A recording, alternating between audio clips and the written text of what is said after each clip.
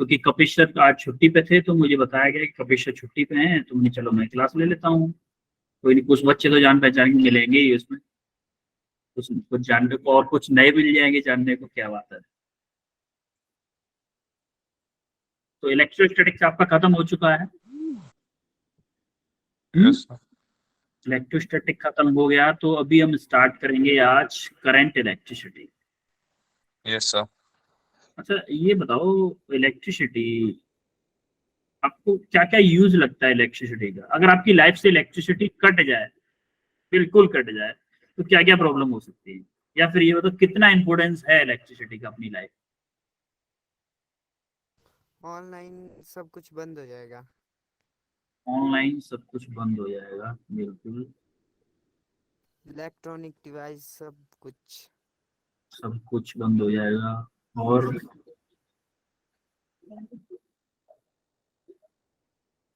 हाँ, आपने एक ही डीप बोल दी, इलेक्ट्रॉनिक डिवाइस, तो सारी डिवाइसेस उसी के अंदर आ गई। बिल्कुल सही बात बोली आपने। लाइफ बहुत डिफिकल्ट हो जाएगी ना, ये बोल सकते हैं इनडायरेक्टली, कि अगर इलेक्ट्रिसिटी की इम्पोर्टेंस इतनी है लाइफ में, कि आप शायद अभी बैठे होंगे तो भी मोबाइल किसी का चार्जिंग पे लगा होगा, किसी का नहीं लगा होगा, लेकिन इतना मुझे भरोसा है कि आप पंखा चलाए होंगे या फिर बल्ब जल रहा होगा। यस अभी सर। भी अभी भी आप सब लोग इलेक्ट्रिसिटी का यूज कर रहे होंगे। और 90% ऑफ द टाइम आप अपनी लाइफ का 24 आवर में, एक दिन का किसी का लगा लो, 24 आवर में एटलीस्ट 20 आवर्स इलेक्ट्रिसिटी के कांटेक्ट में रहते हैं, कहीं भी कैसे भी करके। Yes sir. चाहे आप ट्रेवल कर रहे हो, तब भी आप बाइक को स्टार्ट करते हो सेल्फ से, वो भी इलेक्ट्रिसिटी की वजह से होती है। लाइट जलाते हो, वो भी इलेक्ट्रिसिटी की वजह से होती है। और आप स्ट्रीट लाइट देखते हो, वो भी इलेक्ट्रिसिटी। घर की बेल बजाते हो, इलेक्ट्रिसिटी। अंदर आते हो, बल्ब जलाते हो, टीवी देखते हो, किचन में फ्रिज में से पानी लाते हो, कुछ भी करते हो, मतलब लाइफ का एटलीस्ट 80% एरिया इलेक्ट्रिसिटी से कवर यस सर। है ना? कवर है, ये बात मानते हो सब लोग? Yes yes sir. सर। किसी पेशेंट का ऑपरेशन लगा होना, अगर लाइट चली गई तो फिर वो रह गया आता ही। रह जाएगा, बिल्कुल बिल्कुल बिल्कुल। बिल्कुल सही बात है। इलेक्ट्रिसिटी इज वेरी इंपॉर्टेंट, बहुत ज्यादा इंपॉर्टेंट है, इसीलिए सर चैप्टर भी बहुत। हाँ पहले के जमाने में 6 बजे के बाद ऑपरेशन ही नहीं करते थे।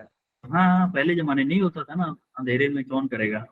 लालटेन से अगर वो करने लगे तो कुछ का कुछ दिखेगा, कुछ कि कोई नस काटनी होगी, कोई और कट जाएगी, है कि नहीं? Yes sir. तो इसीलिए इलेक्ट्रिसिटी बहुत ज्यादा इंपॉर्टेंट है लाइफ में। अभी हम क्या करेंगे, इलेक्ट्रिसिटी वाला चैप्टर पढ़ेंगे।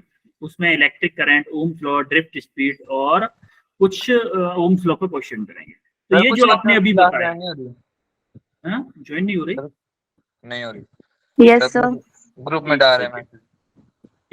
एक सेकेंड वो एक काम करते हैं, मैं अभी क्लास को लेफ्ट करके रिज्वाइन करता हूँ, तो शायद कुछ लोगों की ज्वाइन हो जाएगी। ठीक है, आप क्लास में बने रहना, ठीक है?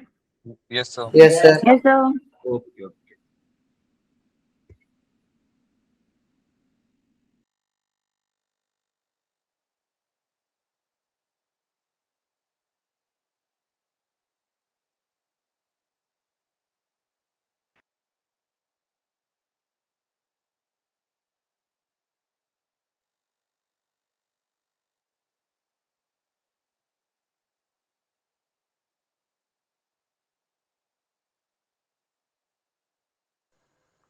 Good evening sir.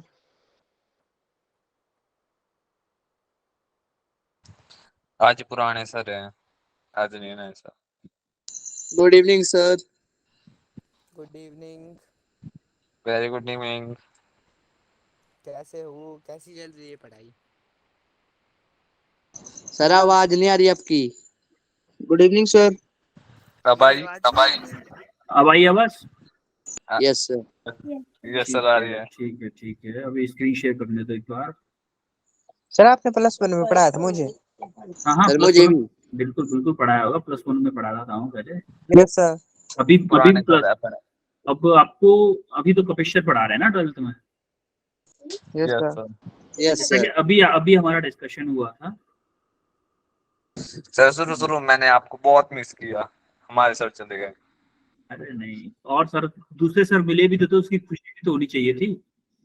नहीं सर, शुरू शुरू में उतना समझ नहीं आता जितना आपके पास आता था। शुरू शुरू में दिक्कत होती है नहीं सर के पास। शुरू शुरू में थोड़ा सा इशू होता है, कोई नहीं।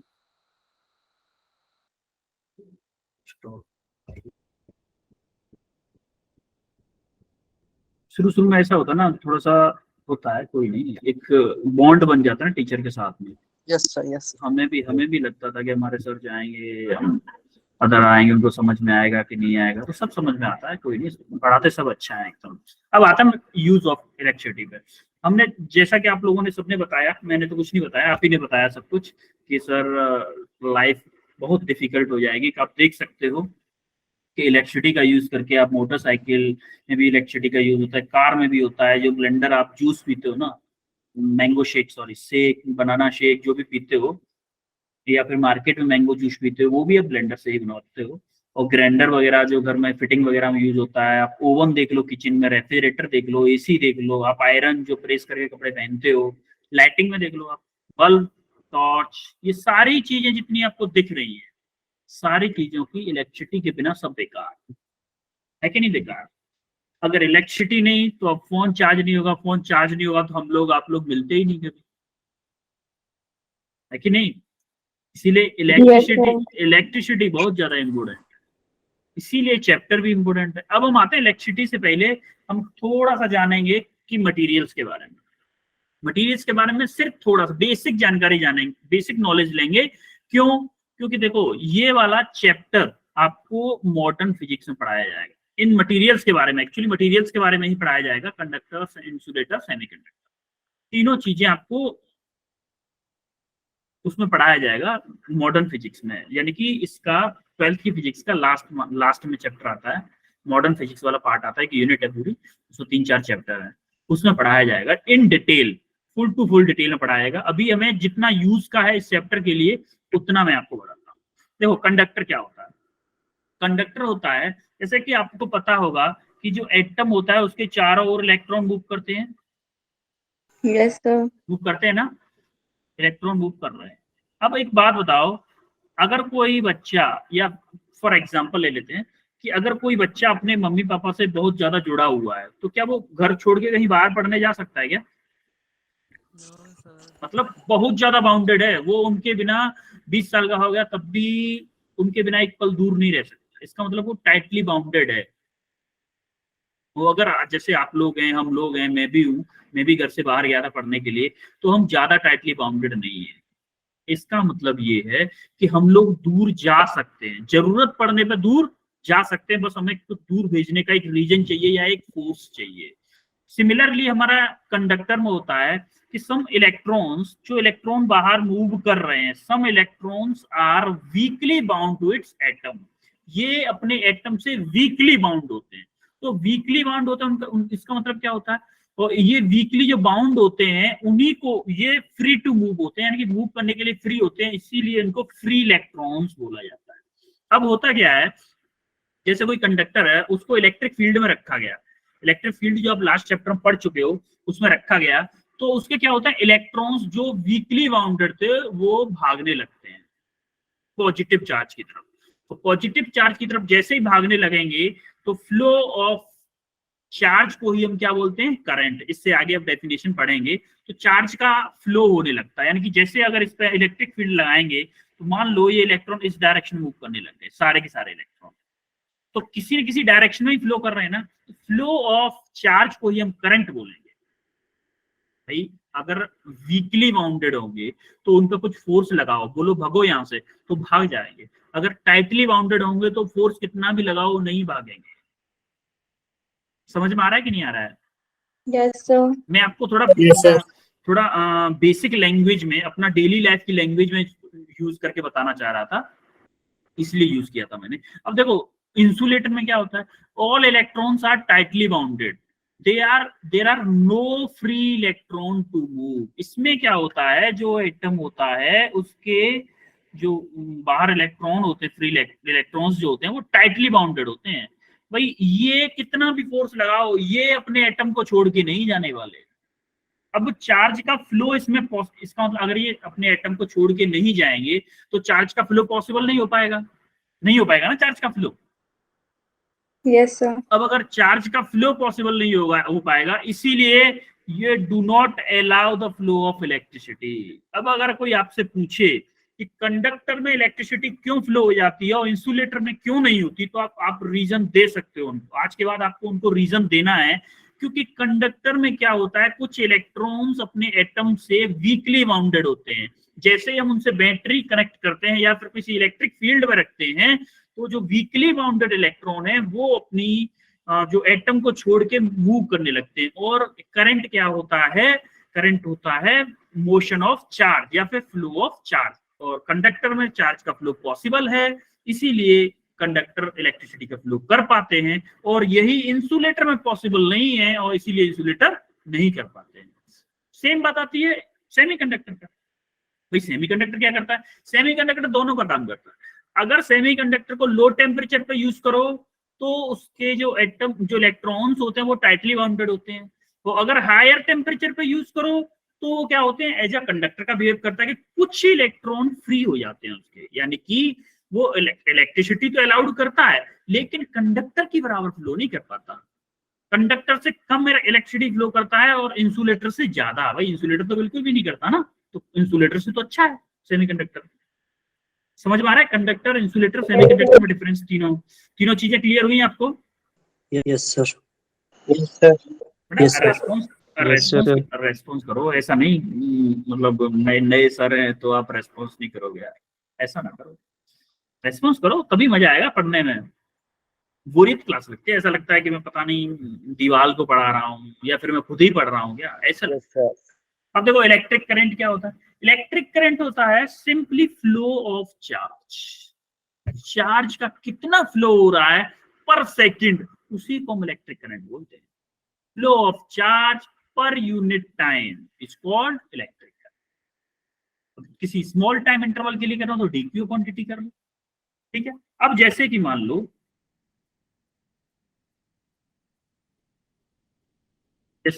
कि कोई कंडक्टर है, क्योंकि कंडक्टर है, मैंने क्या किया, मैंने माना कि यहां से कुछ चार्ज पर सेकंड फ्लो हो रहा है। भाई मान लो क्यू चार्ज हो रहा है, क्यू चार्ज पर सेकंड फ्लो होगा। मान लो क्यू चार्ज हो रहा है 1 सेकंड में क्यू चार्ज फ्लो हो रहा है, तो मैं इसको क्या बोलूंगा, इलेक्ट्रिक करंट बोलूंगा, किसी एक वायर के थ्रू। और डिटेल में समझाते हैं आपको। इसकी एसआई यूनिट क्या होती है, एसआई यूनिट क्या होगी बच्चे बताओ जरा? कूलम पर सेकंड बोल सकते हैं या फिर बोल सकते हैं क्या, एम्पियर। अब एम्पियर की डायमेंशन देखो, इसमें मास नहीं है, लेंथ नहीं है और टेम्परेचर भी नहीं है, तो क्या होगा m0 l0 t0 और एमली एम्पियर है तो एम्पियर की पावर, ये आपकी हो गई डायमेंशन। अब डायमेंशन हो गई। अच्छा एक बात बताओ, जब यहां से चार्ज क्यू जा रहा था तो हमें पता क्या है, फ्री इलेक्ट्रॉन्स पता है, तो हमें चार्ज क्यू पता होगा या फिर ये पता होगा कि भाई 10,000 इलेक्ट्रॉन्स जा रहे हैं या 10⁵ इलेक्ट्रॉन्स जा रहे हैं? मुझे ये बताओ। हमें ये पता हो सकता है कि हमारे यहाँ से 10⁵ इलेक्ट्रॉन्स फ्लो कर रहे हैं, हमें ये नहीं पता चार्ज कितना फ्लो कर रहा है। तो हमें चार्ज निकालने के लिए क्या करना पड़ेगा, Q equal to N E. N क्या है, number of electron passes, N क्या है, number of free electron passing through a point. यानी कि अगर हमें टोटल चार्ज निकालना है कितना फ्लो हो रहा है, तो हमें नंबर ऑफ इलेक्ट्रॉन मान लो 10⁵ है, इसमें इलेक्ट्रॉन का चार्ज कितना होता है, कोई बताएगा मुझे? इलेक्ट्रॉन का चार्ज 1.6 into 10⁻⁻19 -19। अब इतना कूलम चार्ज पर सेकंड फ्लो अगर करेगा तो उसको हम बोलेंगे एम्पियर करंट। मान लो इतना कूलम चार्ज है, ये फ्लो कर रहा है, तो हमें charge Q equal to N E कैसे होगा, ये समझ में आया? N is number of electron, E is charge of electron. अब हमें पता करना है कि करंट, एक्चुअली में करंट का फॉर्मूला बनेगा क्या। तो I इक्वल टू, हमने ये तो देखा Q अपॉन T होता है, यानी कि चार्ज अपॉन टाइम। चार्ज क्या निकाला हमने, एन ई, तो एन ई अपॉन टी। तो हमारा फॉर्मूला बन गया I equal to N E upon T. ये एक फॉर्मूला बन गया हमारा चार्ज का। जब आपको नंबर ऑफ इलेक्ट्रॉन दिए हुए तब हमारा ये वाला फॉर्मूला यूज होगा। अभी और भी फॉर्मूले आएंगे चार्ज के। अब देखो मुझे बताओ, अगर किसी ने पूछा कि भाई मैं ये ना एक वायर है, कोई छोटा सा वायर है, उसमें करंट फ्लो हो रहा है, किसी ने बोल दिया कि इसमें करंट फ्लो हो रहा है 1 एम्पियर, 1 एम्पियर करंट फ्लो हो रहा है, मुझे ये बताओ इसमें से कितने इलेक्ट्रॉन फ्लो हो रहे होंगे पर सेकंड, पर सेकंड कितने इलेक्ट्रॉन फ्लो हो रहे होंगे, हमें ये भी तो पता होना चाहिए। या फिर इनडायरेक्ट, या फिर ये बोलें कि कितने इलेक्ट्रॉन फ्लो कराने पड़ेंगे 1 एम्पियर चार्ज, 1 एम्पियर करंट के लिए। बेटा समझ में आ रहा है मैं क्या कहना चाह रहा हूं? कि किसी ने बोला कि इस वायर में से 1 एम्पियर करंट फ्लो हो रहा है, तो आप मुझे ये बताओ कि इसमें से कितना करंट फ्लो होगा।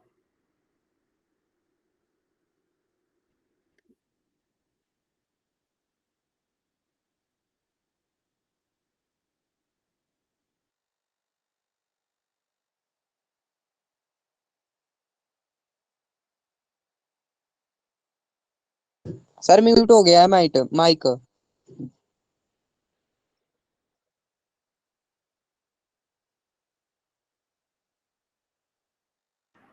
हाँ बेटा, वो आपके कपिश सर की कॉल आ गई थी ना, तो शायद किसी ने मैसेज किया होगा क्लास ज्वाइनिंग का इशू की वजह से, यस सर। तो मैं उस कॉल रिसीव किया था मैंने। ठीक है, तो आपको ये देखिए कि हमें निकालना है कि 1 एम्पियर करंट अगर किसी वायर में फ्लो हो रही है तो कितने नंबर ऑफ इलेक्ट्रॉन फ्लो हो रहे होंगे उसमें, तब जाके 1 एम्पियर करंट बन रही है। तो हमें करंट कितना बनना है? 1 एम्पियर, 1 एम्पियर ही है ना। तो हमें निकालना है number of electron per second, तो यानी कि टी इक्वल टू क्या हो गया, 1 सेकेंड हो गया कि नहीं हो गया बेटा? Yes. समझ में आ रहा है हम क्या फाइंड करना चाह रहे हैं? अगर किसी वायर में किसी ने बोल दिया कि 1 एम्पियर करंट फ्लो हो रहा है, तो हमें ये पता करना है कि कितने नंबर ऑफ इलेक्ट्रॉन पर सेकंड फ्लो कर रहे होंगे, तब जाके 1 एम्पियर करंट आएगा। तो हम इस फॉर्मूले से निकालेंगे। जरा देखो, आई की जगह 1 लिखो और एन ई अपॉन टी की जगह 1 रखो, तो यहां से एन कितना आएगा, एन इक्वल टू 1 अपॉन ई आएगा कि नहीं आएगा? Yes, sir. तो यहां से 1 अपॉन ई का जो निकालोगे तो आपका आंसर आएगा 6.25 into 10 to the power 18 electrons per second. अगर किसी वायर में 1 एम्पियर का करंट फ्लो कर रहा है तो सोचिए उसमें 6.25 into 10 to the power 18 electrons per second flow कर रहे हैं। इतने सारे इलेक्ट्रॉन्स पर सेकेंड फ्लो कर रहे हैं, कितने सारे electron, 10 to the power 18 electrons सिर्फ 1 एम्पियर के लिए। अगर मान लो आपके घर में 5 एम्पियर करंट आ रहा है तो 5 एम्पियर में 5 का मल्टीप्लाई कर दो, इतने सारे इलेक्ट्रॉन्स पर सेकंड फ्लो कर रहे हैं। कैन यू इमेजिन कितना कितना नंबर है, 10 टू द पावर 18। समझ में आया कि हवा हो गई side? Yes, sir, clear. Yes sir. Okay, अब आगे बढ़ते हैं। अब एक क्वेश्चन करके बताओ, सिंपल सा क्वेश्चन है एकदम, हलवा हलवा क्वेश्चन करके बताओ जरा।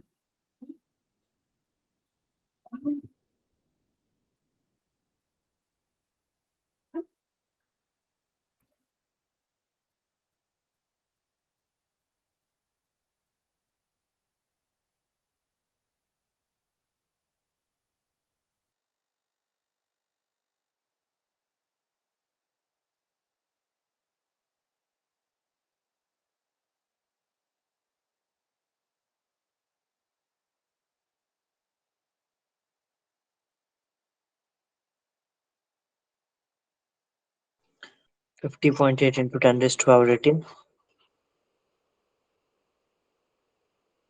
सर म्यूट है।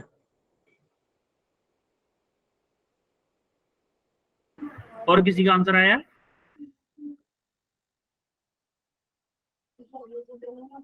सिंपल सीधा फॉर्मूला लगाना था आप लोगों ने।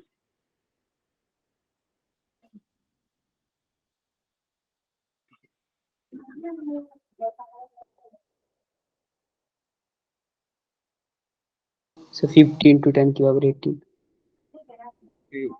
कर रहे हो या फिर मैं करवाऊं बाकी लोग? 50.8 है। 50.8 50.8 इंटू 10 टू द पावर 18। ठीक है, चलो Yes, sir. 50 into 10 raised to power 18. ठीक है, देखते हैं। चलो, how many electron per second flow through any cross section of a wire if it carry 8 ampere current, यानी कि पर सेकंड, यानी कि टी कितना दिया हुआ है 1 सेकंड, Yes, sir. और आई कितना दिया हुआ है 8 एम्पियर। आपको क्वेश्चन करने का सबसे बड़ा तरीका, अच्छा तरीका होता है पहले जो गिवन है उसको लिखो, फिर देखो इसमें कौन सा फॉर्मूला सेट होने वाला है जो पूछा है उसके लिए। How many electron, number of electron इसने पूछा है। तो हमने अभी फॉर्मूला पढ़ा था I equal to N E upon T, ये फॉर्मूला पढ़ा था अभी, पढ़ाई कि नहीं? Yes, sir. तो I 8 एम्पियर है, एन आपको निकालना है। इलेक्ट्रॉन का चार्ज क्या होता है? 1.6 times 10 minus 19 करो। टी आपका 1 सेकेंड है, तो क्या मैं इसको ये लिख सकता हूँ कि 8 equal to N into 16 into 10 to the power minus के 20। कोई डाउट किसी को? No, sir. No, sir. हाँ, 8 से 16 कट कर दिया, कितने टाइम्स? 2 टाइम्स। तो n इक्वल टू क्या आया? 1 upon 2 into 10 to the power minus के 20। तो मेरा आंसर आया 0.5 इंटू 10 टू द पावर 20, यानी कि n equal to 5 into 10 to the power 19 19. Electron per second. ये आंसर आया। आई थिंक ऐसा ये आंसर किसी का भी नहीं आया था। आया था किसी का? आया क्या किसी का? ये नो सर। No, sir. ये तो बहुत सिंपल क्वेश्चन था ना बेटा, सिंपल। आपको Sir, पता है एक, हाँ, सर हमने मल्टीप्लाई कर दिया 8 से। 8 से मल्टीप्लाई मतलब? सर 1 एम्पियर का पता था तो उसको 8 से मल्टीप्लाई कर दिया। अच्छा, 1 एम्पियर का पता था, आपने ज्यादा दिमाग लगा लिया। ये वाला 1 एम्पियर का पता था तो इसको 8 से मल्टीप्लाई कर दिया, आंसर वही लगा दिया है। Yes sir. Yes, sir. तब इसलिए हमारा 50.10 रेस्ट पावर मतलब 50.8 into 10 रेस्ट पावर 18 आया। सब डेसिमल में करो 19 हो जाएगा। आपने आपने वो मेथड लगा दिया होगा ना, यूनिटरी मेथड। 1 एम्पियर को इतना होता है तो 8 एम्पियर को इतना होगा, है ना? Yes, sir. Yes, sir. ठीक। ऐसा मत किया करो। अब देखो डायरेक्शन ऑफ करंट देखते हैं। अब डायरेक्शन, अच्छा एक बात बताओ मुझे, कोई भी चीज फ्लो करती है higher potential to lower potential, higher potential to lower potential. Lower potential. अब आपके घर में इसका कोई एग्जांपल है? आपके घर में इसका एक एग्जांपल है, मैं आपको हिंट देता हूं, पानी। पानी से रिलेटेड कोई एग्जांपल ऐसा है जिसमें पानी आपके घर पे हायर पोटेंशियल से आता है लोअर पोटेंशियल? बताओ कहां से कहां पे आता है? Sir, टंकी। हाँ बिल्कुल, पानी की टंकी। जो आपके छत पर पानी की टंकी रखी होती है वो हायर पोटेंशियल पे होती है कि नहीं होती है? उसकी पोटेंशियल एनर्जी ज्यादा Yes, sir. होती है, उसकी पोटेंशियल एनर्जी ज्यादा होती है, इसीलिए नल के अंदर वो आपको बिना पंप लगाए, बिना मोटर लगाए आपके पास पानी आ जाता है। और जब आपको टंकी भरनी होती है तब आप ग्राउंड से पानी पहुंचाते हो टंकी में, इसका मतलब ग्राउंड से पहुंचा रहे हो, लोअर पोटेंशियल से हायर पोटेंशियल में पहुंचा रहे हो, तो आपको एनर्जी देनी पड़ रही है in the terms of pump. Pump आपकी वर्क करती है पानी को ऊपर पहुंचाने में, लेकिन पानी जब ऊपर से नीचे आता है तो आपको कुछ भी काम नहीं करना पड़ता। इसका मतलब कोई भी चीज फ्लो करती है तो हायर पोटेंशियल से हमेशा lower potential. Same to same electricity के साथ भी होता है। अब मुझे ये बताओ, जो बैटरी होती है, मान लो ये बैटरी एक पॉजिटिव चार्ज है एक नेगेटिव चार्ज है, ये पॉजिटिव चार्ज है एक नेगेटिव चार्ज है। पोटेंशियल डिफरेंस अगर होता है तो किसका पोटेंशियल ज्यादा होता है, प्लस वाले का या माइनस वाले का?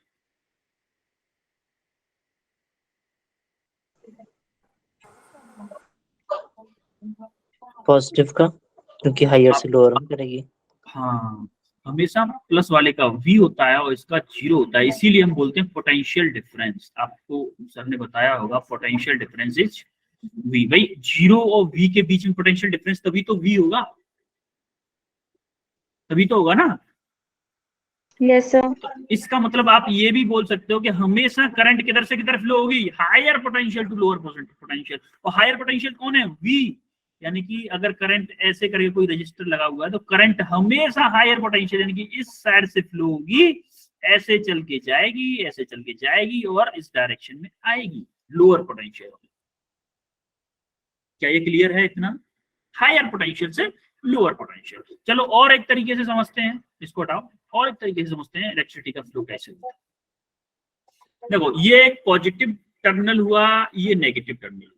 पॉजिटिव से जब पॉजिटिव चार्ज मूव करेंगे नेगेटिव की तरफ, तो हमेशा करंट, इतना याद रखना है, हमेशा करंट जो पॉजिटिव चार्ज की डायरेक्शन होगी उसी डायरेक्शन में होगी। करंट हमेशा पॉजिटिव चार्ज की डायरेक्शन में फ्लो करती है, और आपका जो करंट वो होता है, करंट जो इलेक्ट्रॉन की डायरेक्शन होती है या फिर नेगेटिव चार्ज की डायरेक्शन होती है, उसकी हमेशा अपोजिट फ्लो करता है। जैसा कि मैंने अभी आपको सर्किट बना के बताया था। अभी आप बोलोगे सर आपने तो अभी सर्किट बना के बताया था, मैं बताता हूँ दोबारा से सर्किट बना के फिर से। ये देखो, अब इसमें हम करंट को देखते हैं। इससे मान लो ये आपका पॉजिटिव चार्ज है कि नहीं है, ये पॉजिटिव, ये नेगेटिव, ये V है, ये 0। तो यानी कि ये पॉजिटिव है तो इससे प्रोटॉन निकलेंगे, वो सॉरी पॉजिटिव चार्ज निकलेगा कि नहीं यार, बोला तो करो Yes, कुछ। sir. इससे पॉजिटिव चार्ज निकलेगा। हमें पता है कि जो पॉजिटिव चार्ज की डायरेक्शन होगी वही हमारी किसकी डायरेक्शन होगी, Current. करंट की। या फिर हम अगर इलेक्ट्रॉन को ले रहे हैं ना, तो अभी सिर्फ इलेक्ट्रॉन का फ्लो लेते हैं, इसका छोड़ देते हैं, प्रोटॉन का नहीं, पहले इलेक्ट्रॉन से समझते हैं, नेगेटिव चार्ज से समझते हैं, ठीक है। ये नेगेटिव चार्ज है, इससे इलेक्ट्रॉन फ्लो करेंगे, नेगेटिव चार्ज फ्लो करेगा, इससे करेगा कि नहीं। Yes, sir. आपका नेगेटिव चार्ज फ्लो कर रहा है इस डायरेक्शन में, नेगेटिव चार्ज आपका इस डायरेक्शन में फ्लो कर रहा है, और करंट क्या होता है, अपोजिट टू नेगेटिव चार्ज होता है कि नहीं। देखो यहाँ पे करंट, ये देखो आपका इलेक्ट्रॉन्स आपके नेगेटिव चार्ज लेफ्ट डायरेक्शन में जा रहे हैं, सॉरी राइट डायरेक्शन में जा रहे हैं, तो देखो करंट की डायरेक्शन किधर है, लेफ्ट में है। करंट की डायरेक्शन लेफ्ट में है, इसका मतलब जो आपकी करंट की डायरेक्शन होगी, करंट की डायरेक्शन क्या आएगी इसमें, ये डायरेक्शन, ये आपकी करंट की डायरेक्शन होगी। जो आपकी करंट की डायरेक्शन होगी वो इलेक्ट्रॉन जिस नेगेटिव चार्ज के हमेशा अपोजिट होगी, और पॉजिटिव चार्ज की हमेशा डायरेक्शन में। इतना आपको हमेशा याद रखना है कि करंट हमेशा पॉजिटिव चार्ज से नेगेटिव चार्ज की तरफ फ्लो करती है, या फिर हम ये बोल सकते हैं कि पॉजिटिव चार्ज के साथ में फ्लो करती है और नेगेटिव चार्ज के अपोजिट फ्लो। क्लियर है इतना?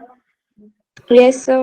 अब देखो यहाँ पे जैसे नेगेटिव चार्ज है, इससे इलेक्ट्रॉन नेगेटिव चार्ज फ्लो करेगा इस डायरेक्शन में, नेगेटिव चार्ज इस डायरेक्शन में फ्लो करेगा, तो आपका क्या होगा, करंट किस डायरेक्शन में फ्लो करेगा, इसके जस्ट अपोजिट, इसके जस्ट अपोजिट करंट फ्लो करेगा, इस डायरेक्शन में करंट फ्लो करेगा, या फिर बोल सकते हैं हम इस डायरेक्शन में करंट फ्लो करेगा, इस डायरेक्शन में करंट फ्लो करेगा। समझ गया कि नहीं, क्लियर हुआ? Yes, sir. कोई डाउट है इसमें डायरेक्शन ऑफ करंट में? No sir. ओके, अब आते हैं, अभी हम कुछ देर पहले हमने देखा था कि कंडक्टर के बारे में, अब हम देखते हैं कंडक्टर के अंदर क्या होता है कि जो फ्री इलेक्ट्रॉन्स होते हैं वो वही कुछ न कुछ तो करते होंगे। आपने काइनेटिक थ्योरी ऑफ गैसेस में 11th क्लास में काइनेटिक, जो लोग मुझसे पढ़े हैं उन लोगों को भी हम काइनेटिक थ्योरी ऑफ गैसेस तक नहीं पहुंच पाए थे, एक्चुअली हम फ्रिक्शन तक ही कर पाए थे, लेकिन अभी फिलहाल के लिए आपने स्कूल में पढ़ा होगा काइनेटिक थ्योरी ऑफ गैसेस वाला चैप्टर। वहां पे आपने पढ़ा होगा कि एट रूम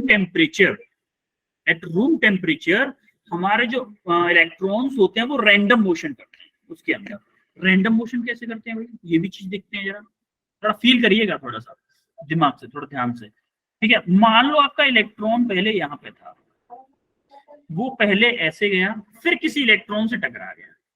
अब जब टकरा गया है, यहां से यहां तक मूव करने में कुछ टाइम लगा होगा कि नहीं लगा होगा? Yes, sir.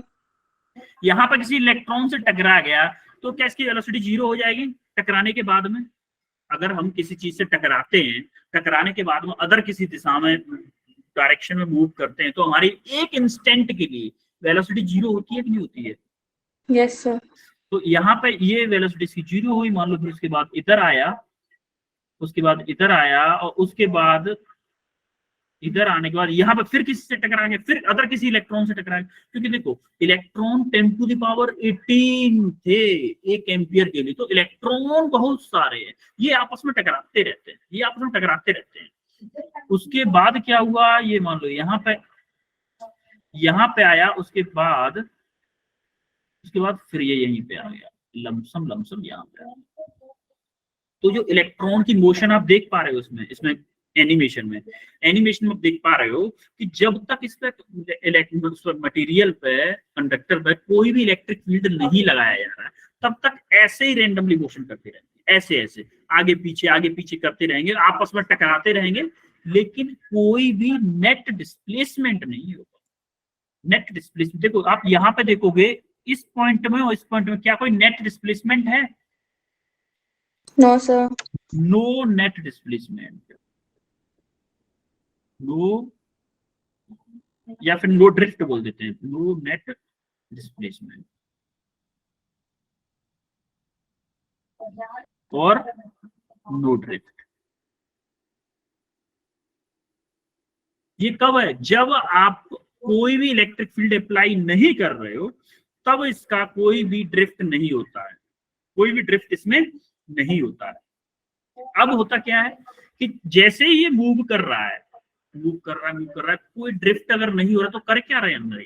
ये करते क्या है, एक दूसरे से टकराते। और ये मूव क्यों कर रहे हैं? क्योंकि काइनेटिक एनर्जी टेम्परेचर की वजह से है। काइनेटिक एनर्जी, अगर आप काइनेटिक थ्योरी ऑफ गैसेस पढ़े होते तो आपको याद होता, पढ़े होंगे वैसे, आपको एक फॉर्मूला होता है 3/2 kT। वो इन इलेक्ट्रॉन के ऊपर एनर्जी होती है जिसकी वजह से ये मूव करते हैं।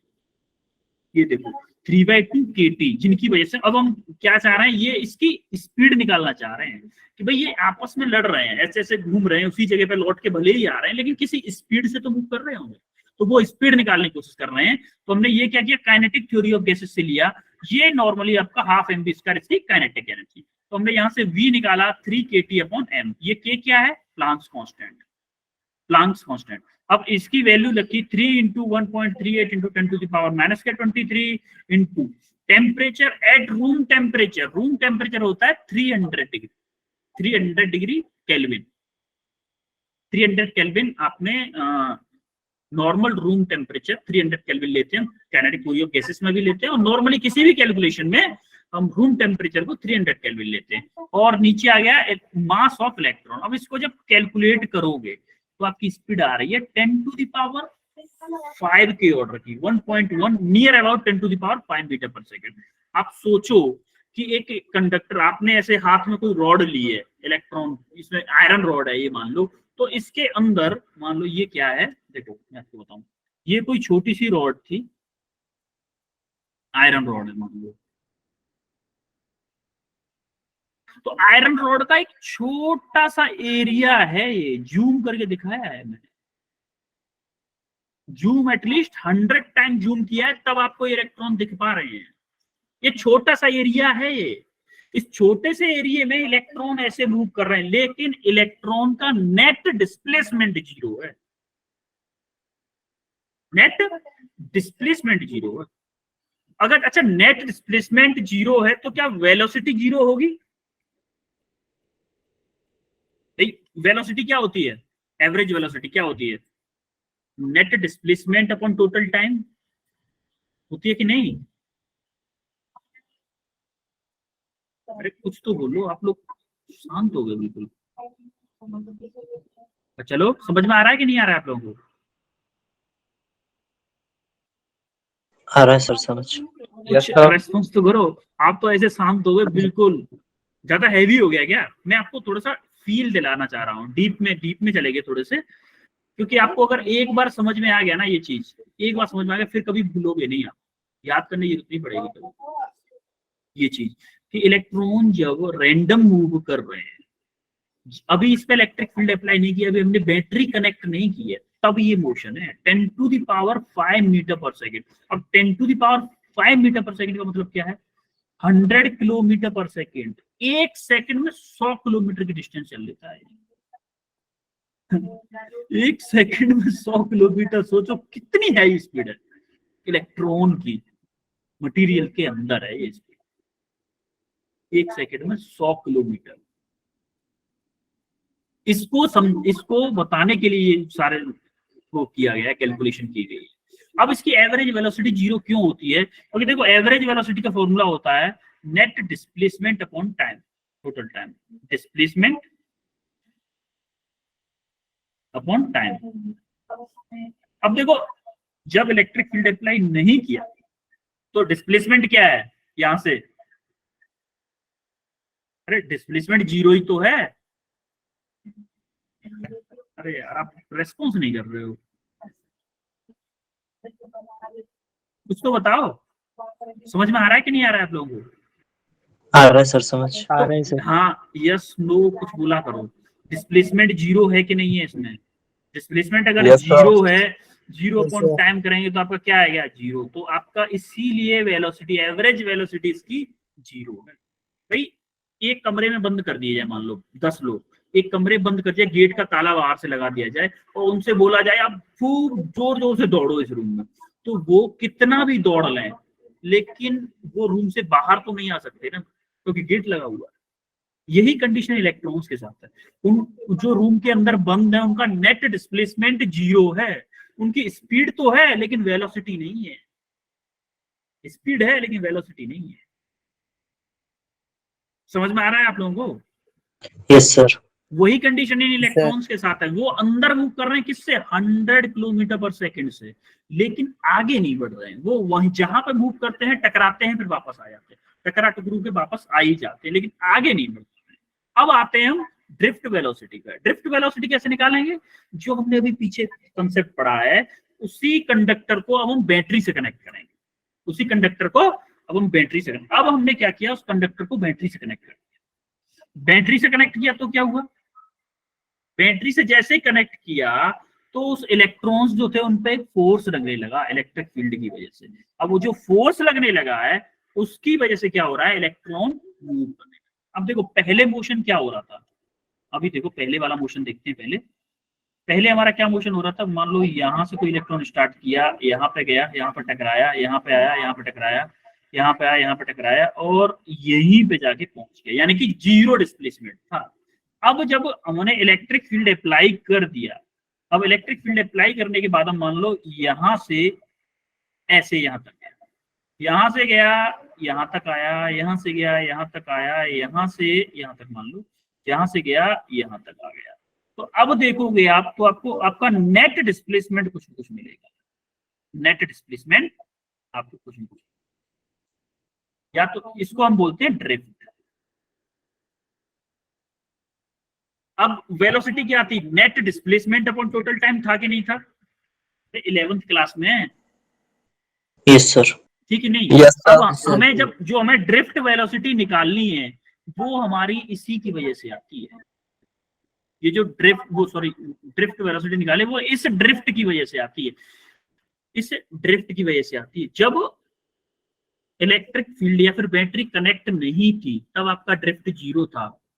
अब इलेक्ट्रॉन मूव कर रहे हैं, अगर मूव कर रहे हैं तो कुछ डिस्टेंस ट्रेवल कर रहे हैं, कुछ डिस्टेंस ट्रेवल कर रहे हैं, वो कितने टाइम में कर रहे हैं उसी को बोलेंगे ड्रिफ्ट वेलोसिटी। अब देखते हैं, देखो इलेक्ट्रॉन यहाँ पे भी था तब भी एक दूसरे से टकरा रहे थे और यहाँ पे भी हैं तब भी। जब यहाँ पे मान लो 1 कोलिजन है, नंबर 1 है, ये 2 नंबर का कोलिजन है, ये 3 नंबर का कोलिजन है, ये 4 नंबर, 1 और 2 जब 2 सक्सेसिव कोलिजन के बीच में टकराने के बीच में जो टाइम होता है, जो टकराने के बीच में जो टाइम होता है उसी को हम क्या बोलते हैं, तो क्या बोलते हैं कोई बताएगा?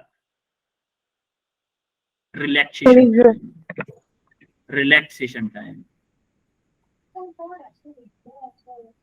Time interval between 2 successive collisions. और ये रिलैक्सेशन टाइम आपका 1 और 2 के बीच में, 2 3 के बीच में, 3 4 और 4 5 सबके बीच में सेम होगा रिलैक्सेशन टाइम, यानी कि सेम टाइम बाद ये एक दूसरे से टकराएंगे। रिलैक्सेशन टाइम क्या होता है, रिलैक्सेशन टाइम होता है जैसे 2 इलेक्ट्रॉन ऐसे ऐसे करके मूव कर रहे हैं, ऐसे ऐसे करके ये अब टकरा गए, अब ये कितने टाइम के बाद दोबारा से टकराएंगे, ये किसी और से टकराए, भले ही किसी और से टकराए, लेकिन ये कब दूसरे से टकराएगा उस बीच के जो टाइम इंटरवल है उसको हम बोलते हैं रिलैक्सेशन टाइम। और उस टाइम में जितना भी डिस्टेंस ट्रेवल कर पाता है उसको हम बोलेंगे ड्रिफ्ट। समझ में आ रहा है आपको? Yes sir. अब देखते हैं हम कि अच्छा एक बात बताओ, अगर कोई इलेक्ट्रॉन किसी इलेक्ट्रिक फील्ड में रखा हुआ है तो उसके ऊपर कुछ फोर्स लगेगा, उसका कोई फॉर्मूला बता सकता है मुझे? इलेक्ट्रोस्टैटिक्स का फॉर्मूला है, कोई बता सकता है क्या formula? F equal to QE formula पढ़े थे हम, अगर आपको याद हो तो। QE फॉर्मूला पढ़े थे हम, या फिर हम इसको ये बोल सकते हैं E मतलब चार्ज ऑफ इलेक्ट्रॉन और E मतलब इलेक्ट्रिक फील्ड। अरे आप हाँ ना में कुछ जवाब तो दिया कर रहे हैं, आप रेस्पॉन्स नहीं करते आप लोग। Yes, sir. अच्छा, आप लोगों ने में से कई लोगों ने पिछली बार मेरी क्लास ली थी, तो क्या हम लोग ऐसे ही क्लास लेते थे?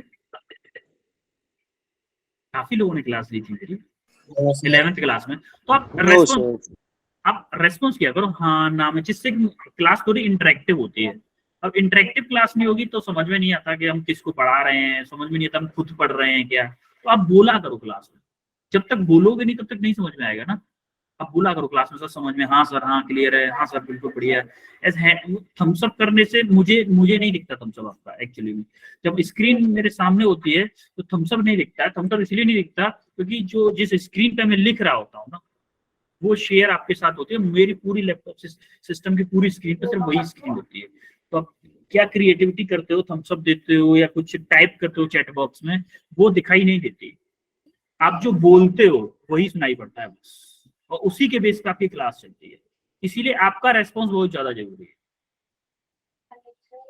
इसीलिए रेस्पॉन्स जरूर किया करो बच्चा लोग। Yes, sir. क्योंकि उसके बिना मुझे नहीं Yes, पता sir. चलेगा, उसके बिना मुझे पता नहीं चलेगा कि आपको समझ में आ रहा है या नहीं आ रहा है।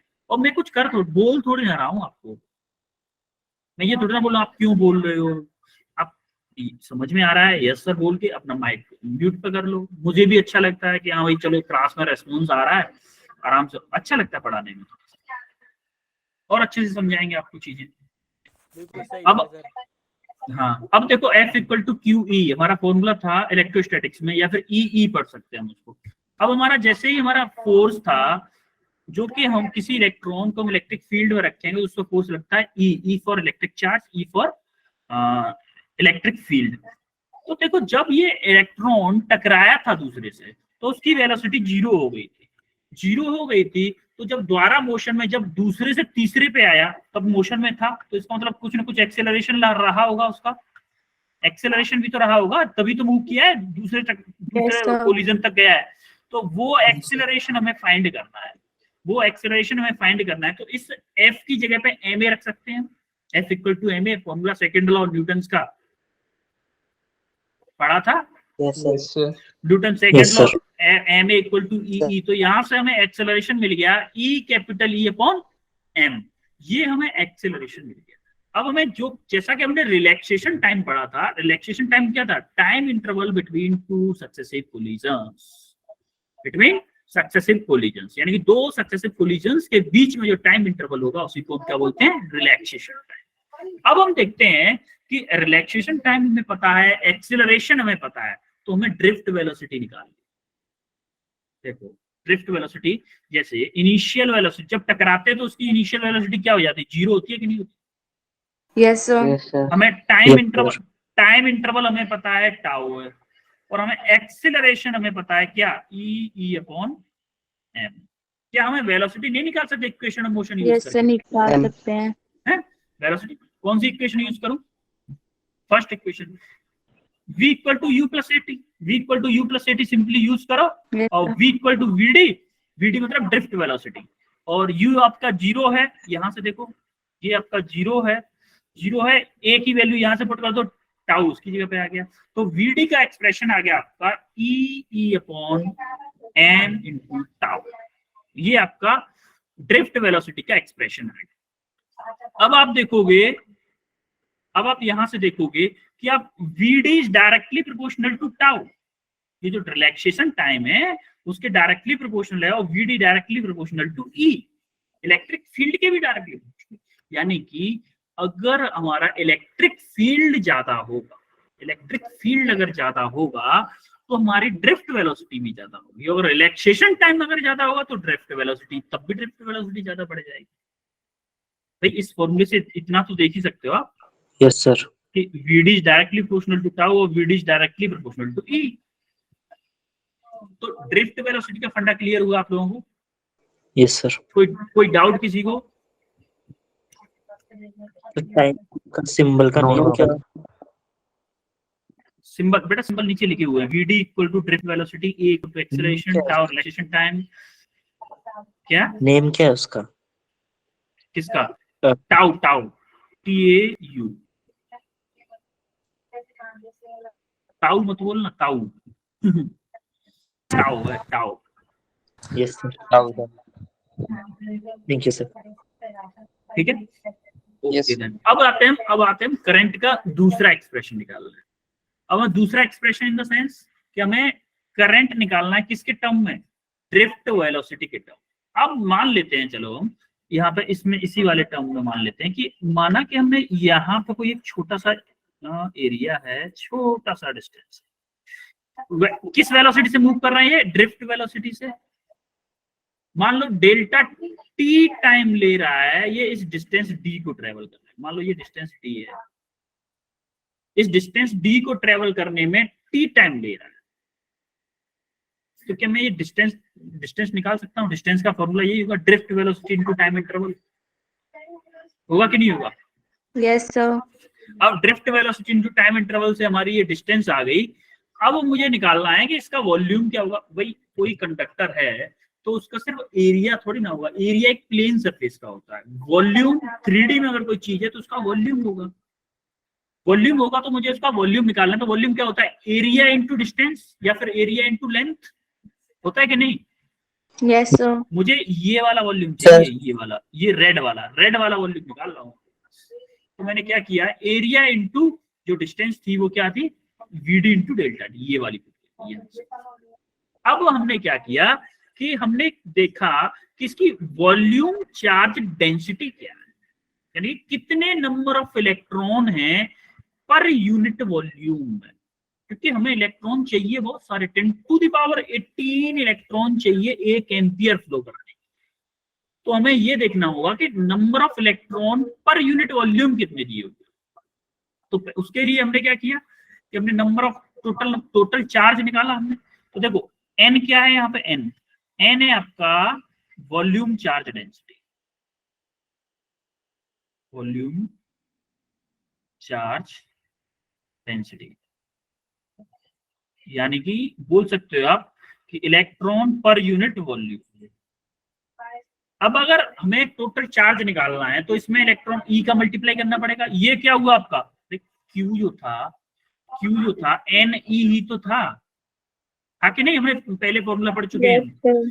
तो charge into volume, electron charge density into volume, तो हमारा टोटल चार्ज आ जाएगा। इस वाले रेड एरिया में कितना चार्ज है टोटल, आ जाएगा कि नहीं? Yes, sir. टोटल चार्ज आ गया हमारा, ये इस रेड एरिया में हमारा टोटल चार्ज का एक्सप्रेशन ये आ गया। तो अब हम सिंपली वही वाला पुराना वाला फॉर्मूला लगा सकते हैं, I equal to delta Q upon delta T। सबसे स्टार्टिंग वाला ये फॉर्मूला लगाया तो हमने देखा कि यहाँ से डेल्टा T से ये डेल्टा Q की वैल्यू पुट की तो डेल्टा T से डेल्टा T कट हो गया। तो हमारा क्या आया, I equal to NEA VD। ये हमारा इलेक्ट्रिक करंट का एक्सप्रेशन आ गया इन टर्म्स ऑफ किसके? ड्रिफ्ट वेलोसिटी के टर्म में हमारा ये करंट का एक्सप्रेशन है। ये आपके टर्म दिए हुए हैं, जो VD drift velocity, E electric field, E electric charge है, N क्या है? Number of electron per unit volume. इसको ध्यान रखना है, number of electron per unit volume है ये। समझ में आ रहा है कि नहीं आ रहा है आपको? Yes sir. हाँ, यस क्लियर हुआ। ड्रिफ्ट वेलोसिटी पहले हमने ड्रिफ्ट वेलोसिटी निकाली, फिर ड्रिफ्ट वेलोसिटी से हमने करंट का एक्सप्रेशन निकाला इन टर्म्स ऑफ ड्रिफ्ट वेलोसिटी। अब हम देखते हैं ओम्स लॉ। अच्छा, ओम्स लॉ तो आपने पढ़ा भी होगा। ओम्स लॉ का कुछ बता दो मुझे, क्या होता है Ohm's law? V equals to IR। Equal to IR, ठीक है। या फिर ये बोल सकते हो V is directly proportional to I. Voltage, directly proportional to current, ये भी बोल सकते हो। यानी कि V इक्वल टू IR होता है। अब ये थोड़ा उसके बाद में V is directly proportional to I जब होता है तो आपका एक रेजिस्टेंस नाम का एक टर्म आता है, रेजिस्टेंस। इसका हम थोड़ा फील लेने की कोशिश करेंगे कि रेजिस्टेंस करता क्या है। एक्चुअली रेजिस्टेंस क्या करता है, जो आपका चार्ज फ्लो हो रहा है या फिर जो करंट फ्लो हो रहा है उसको रोकने की कोशिश करता है, उसको रजिस्ट करता है। आप इस एनिमेशन में देख पा रहे होगे कि जो रस्सी से देखो ये ओम है, ओम है मतलब ये रेजिस्टेंस है, ये आर है, ये आपका आई है और ये आपका बी है। वोल्टेज करंट को धक्का मार रहा है लेकिन उसको रोक कौन रहा है, Resistance. रजिस्टर या रजिस्टर का प्रॉपर्टी होती है रेजिस्टेंस। तो इसको ऐसे समझ सकते हो कि जैसे किसी आपने कोई नाली है घर के सामने, कोई उसमें एक पत्थर डाल दिया या फिर गिरा हुआ है, पहले से गिरा हुआ है उसमें पत्थर, तो वो पानी के फ्लो को रोकेगा ना, रोकेगा कि नहीं Yes, रोकेगा? sir. नाली में जो पानी Yes, फ्लो sir. कर रहा है उस पानी के फ्लो को जो रोक रहा है, तो वो जो पत्थर पड़ा हुआ है नाली में वो किसका काम कर रहा है, रजिस्टर का काम कर रहा है। वो पानी के लिए रेजिस्टेंस है वो, तो वही काम यहाँ पर रजिस्टर करता है करंट के लिए। अब अच्छा, इन दोनों के बीच में करंट और वोल्टेज के बीच में रिलेशन क्या होता है? करंट और वोल्टेज लीनियर रिलेशनशिप है। लीनियर रिलेशनशिप है तो इसका मतलब जैसे जैसे करंट बढ़ेगा या फिर जैसे जैसे वोल्टेज बढ़ेगा वैसे वैसे करंट बढ़ेगा। इसलिए इन दोनों की रिलेशनशिप क्या होती है, लीनियर रिलेशनशिप। ये तो बहुत सिंपल वाला लॉ है, सब आप लोग पहले से ही पढ़ते हैं, इसलिए इस पे ज्यादा टाइम वेस्ट नहीं करेंगे, क्वेश्चन करते हैं। क्वेश्चन फर्स्ट है, इसका आंसर करो जरा। बहुत ही सिंपल क्वेश्चन है, बहुत ही सिंपल। पहले लिखो गिवन डाटा। क्या है गिवन? गिवन क्या है?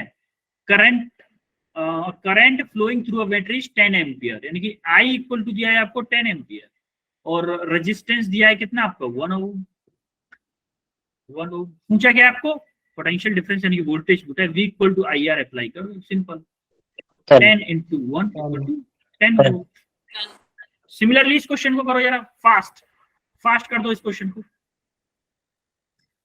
बहुत सिंपल क्वेश्चन है, वेरी इजी क्वेश्चन। 10 सर 10।